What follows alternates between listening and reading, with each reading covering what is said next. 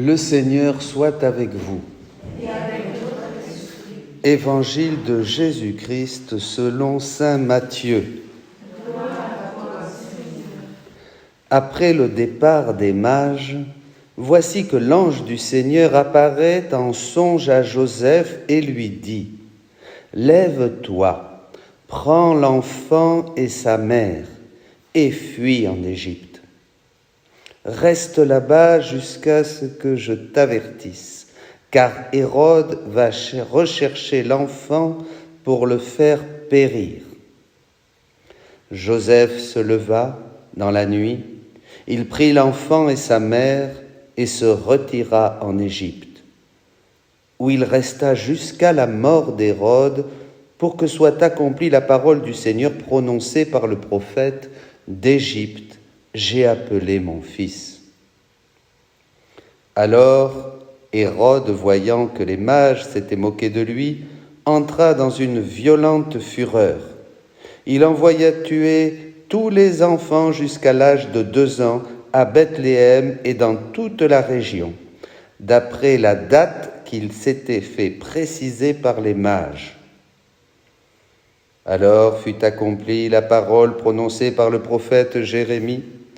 Un cri s'élève dans Rama, pleurs et longues plaintes. C'est Rachel qui pleure ses enfants et ne veut pas être consolée, car ils ne sont plus. Acclamons la parole de Dieu. Louange à toi, Seigneur Jésus.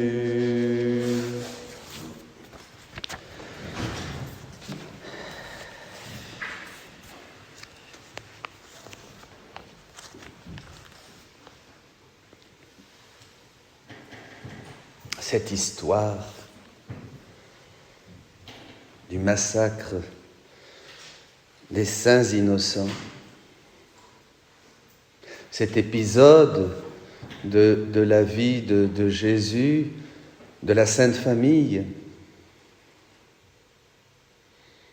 confronté à ce roi impie, méchant. Ce que les évangélistes nous ont transmis, bien sûr, est un grand enseignement du Saint-Esprit, un grand enseignement du Seigneur, qui va au-delà du sens littéral, bien sûr. Déjà, vous vous rappelez, le père de l'exégèse spirituelle, c'est Origène, au IIe siècle. C'était admirable, il a commenté tout l'Ancien Testament, et pratiquement tout le Nouveau Testament. Une grande partie a été détruite. Il vivait en Égypte, justement. Il était né à Alexandrie. Et extraordinaire, il interprète déjà, c'est le père, le pionnier de l'exégèse, les textes bibliques, les textes du Nouveau Testament, et il en extrait le sens spirituel. Mais le plus grand exégète, bien sûr, c'est Jésus lui-même. C'est Marie, qui nous font voir vraiment ce qu'il y a dans les passages du Nouveau Testament. Et au 24e jour, la Vierge Marie dit bien : mon Dieu, mon Dieu, mon Dieu, quelle violence, de cette volonté humaine qui veut mettre à mort le Créateur, Jésus, qui vient au milieu de nous pour nous sauver, celui qui a fait toutes choses, et tout de suite, ça déchaîne. Nous ne voulons pas qu'il règne sur nous, va dire l'Évangile. Vous vous rappelez ? Eh bien, c'est le cri d'Hérode, mais c'est le cri de tous les hommes, c'est le cri de cette volonté humaine qui s'est opposée dès le début à la volonté de Dieu. Vous voyez, c'est ça. Et revenons à la première lecture, à Saint Jean. Dieu est lumière, il n'y a pas de ténèbres en lui. Les ténèbres n'existent pas, le mal n'existe pas. Le mal, c'est l'homme qui a dit non à Dieu et qui a créé le mal et qui s'est enfoui dans les ténèbres, c'est-à-dire le soleil brillera toujours, la lumière de Dieu continue de briller, mais on peut la cacher, on peut décider par un acte libre, puisque Dieu nous a créés comme lui, libre bien sûr, c'est ça justement, par un acte libre de ne plus vouloir recevoir la lumière du soleil. Et à ce moment-là, l'homme se plonge dans les ténèbres. L'homme se plonge dans les ténèbres et bien, cet Éden devient un drame. Le grand perdant, bien sûr, c'est Dieu qui doit fuir de son paradis, l'homme, puisque l'homme était le paradis de Dieu et Dieu était le paradis de l'homme, bien sûr. Donc Dieu doit fuir, il s'en va et il laisse l'homme nu, sans rien, pauvre, voyez, seulement livré aux forces de sa volonté humaine. Et là, il va devoir commencer à travailler, à supplier, à prier, etc., etc. Vous connaissez l'histoire. Mais je reviens jusqu'où, dit la Vierge Marie, ira la volonté humaine qui va essayer de mettre à mort le Créateur, voyez, le Créateur. Et ça, c'est une parole pour nous. Il faut savoir qu'il y a 2 ennemis irréconciliables, dit encore Marie dans le livre bleu, la volonté humaine et la volonté de Dieu. Et il n'y a rien à faire, voyez. Et l'une va toujours essayer de mettre à mort l'autre. Alors Jésus, qui vient dans la chair, et là déjà tout petit, va fuir en Égypte. Extraordinaire. Et Jésus dit que cette fuite en Égypte montre ce qui s'est passé au début des temps quand la divine volonté a dû fuir de l'homme, puisque nous l'avons rejeté. Nous l'avons rejeté, donc la divine volonté s'est trouvée comme Jésus dans son temps au milieu de nous, dans l'histoire errante. C'est vrai, mais vous vous rendez compte, on ne se rend pas compte de ce que signifie l'incarnation du Verbe. Voilà, on lit ça comme ça, mais vous vous rendez compte ce que Jésus, ce que Dieu, parce que c'est Dieu dans ce petit Jésus, c'est Dieu, ce que Dieu a dû vivre et souffrir en exil. Mettez votre je t'aime partout, s'il vous plaît, faites des rondes. En exil, et réparons.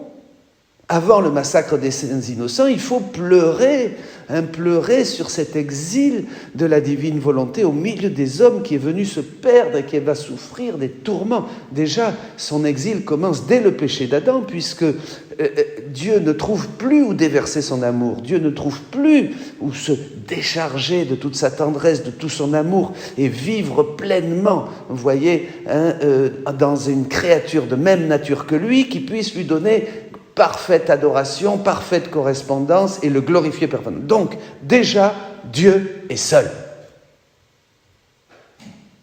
Dieu est seul. Le Verbe se fait chair. Et il va créer des Éden, nous dit Jésus. Il va faire de la grotte un Éden, évidemment, puisqu'il va donner une parfaite glorification au Père. Il va faire de l'Égypte, ce pays plein d'idoles, où c'était une douleur terrible pour lui de devoir se réfugier, et ça va symboliser justement l'exil de Dieu que l'homme a rejeté. Et là, Jésus va créer un Éden en Égypte. Il va créer un Éden dans toute la vie publique. Il va créer un Éden au jardin de Gethsémane. Il va créer un Éden au calvaire, parce que dans tous ces lieux, il va souffrir, réparer, il va glorifier le Père au nom de tous et pour tous, comme si nous n'étions jamais sortis de Dieu. Vous comprenez ? Et oui, c'est ça. C'est ça qu'il faut bien comprendre dans l'incarnation rédemptrice.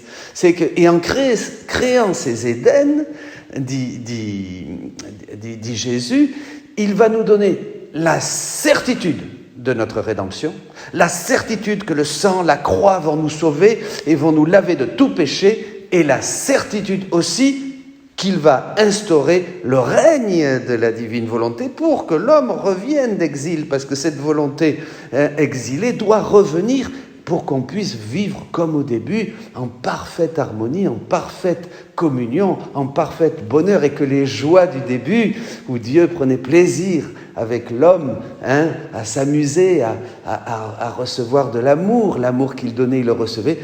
Pour Dieu, ça doit revenir, voyez. On a rompu quelque chose, la volonté humaine, symbolisée ici, méchante, tyrannique, voulant dominer, c'est bien nous ça, bien sûr, voulant dominer de mille manières, vous voyez, symbolisé par Hérode, bien sûr, on ne va pas jeter la première pierre à Hérode, mes amis, rappelez-vous ce que dit Jésus, tout acte humain est péché, tout acte humain séparé, même bon, tout acte humain séparé, qui n'est pas uni, devra être refait par Jésus nécessairement, pour que ça devienne un acte divin et qu'il puisse glorifier le Père. Bon, ça c'est très important. Alors jusqu'où ? Eh bien, jusqu'à ce que maintenant, nous hâtions ce règne. Jusqu'à quand ? Jusqu'à ce que nous, maintenant, conscients de ces méfaits, de cette violence, vivant dans ce monde en exil, nous disions, Seigneur, que ton règne vienne, que ta volonté soit faite. Je veux vivre cet exil et c'est une des consolations de la Vierge Marie. Quand nous, durant cet exil, dit-elle, on vit ces sécheresses de cœur, ces moments où la Providence, à travers une maladie, à travers une souffrance, à travers un rejet, tout ça nous font vivre ces douleurs intimes. Eh bien, c'est l'exil et c'est le moment justement de réparer, c'est le moment de dire oui, c'est le moment de prendre et de participer pleinement pour achever dans notre chair ce qui manque à la passion du Christ pour son corps, qui est l'humanité entière, tous les hommes. Bien mes amis, méditons sur ce moment, réparons sur ce moment, regardons cet évangile, tout ce que Dieu nous dit, tout ce qu'il veut nous faire comprendre. Il a dû utiliser nos pauvres mots, il a dû utiliser ces épisodes de sa vie pour nous faire comprendre des choses très grandes, immenses.